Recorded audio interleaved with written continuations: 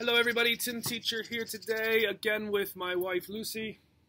Hi, I'm Lucy. Today we're going to do a poem. It's a short poem, so we're going to do it a little different today. Lucy's going to read it once, and then I'm going to read the poem, and then I'm going to ask Lucy for what she thinks about the poem, and then I'm going to give some of my ideas about the poem. So Lucy, you can go ahead and do it. Recite the poem first. Okay, the poem's title is The Red Wheelbarrow by William Carlos Williams.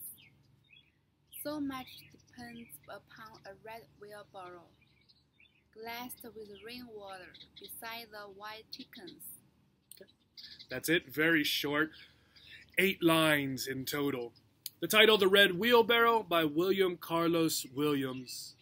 So much depends upon a red wheelbarrow, glazed with rainwater beside the white chickens. So Lucy, what do you think of the poem? Your initial impressions, what do you think?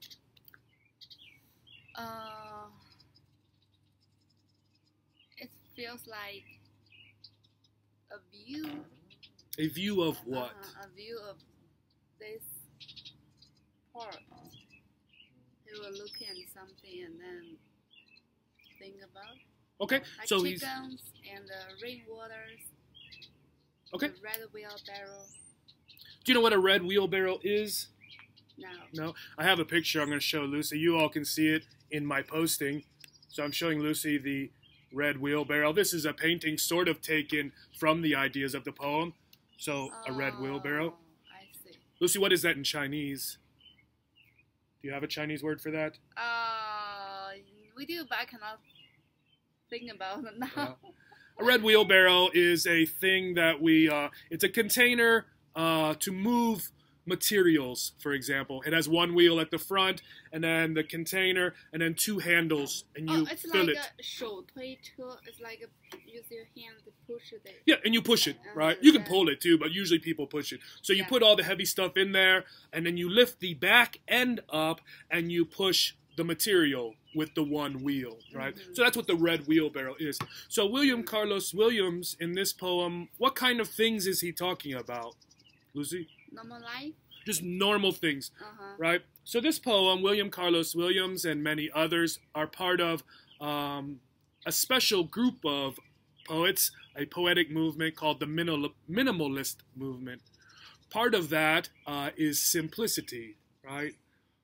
This poem has 8 lines, like I told you. It's basically almost 1 sentence is the entire poem, so you don't get a lot. And it's about everyday things, right? The red wheelbarrow and rainwater chickens. Rainwater and chickens, right? Maybe 3 things you're talking about. One way, this poem's kind of like a what? Like a picture. It's like a picture. It's like someone took their camera and they snapped a picture of this wheelbarrow with the rainwater and the chickens, right? So part of what William Carlos Williams is able to do is to take some simple snapshot of everyday life. Not rich people, not kings or queens or fancy stuff. Take an everyday thing and he's able to simplify it down so that you can experience what this normal everyday moment was like, right? Do you like the poem, Lucy? No. Why? Why? 为什么? Why do you not like the poem? I feel too simple. It's not like the we read before, you know. Others, they will give you a big picture, but this one is like, it happens everywhere. If you go out, you can see it. But do you think that's something Chinese poets have done before? Yeah, I think so.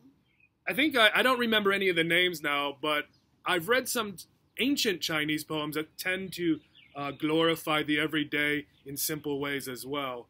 I'll have to look for some of those. It's like sometimes we will describe the mountain, big mountain, exactly, or trees. Right. That's why they will write about it. Right. Mm-hmm. Like very simple but easy to see, easy to understand. Right. So I think, and William Carlos Williams and some of the other modernist poets did tend to study other cultures, Asian cultures in particular. So it's quite possible they read and studied ancient Chinese poets who wrote simply about the river or about the tiger or the mountains, and then they took that idea into their poems.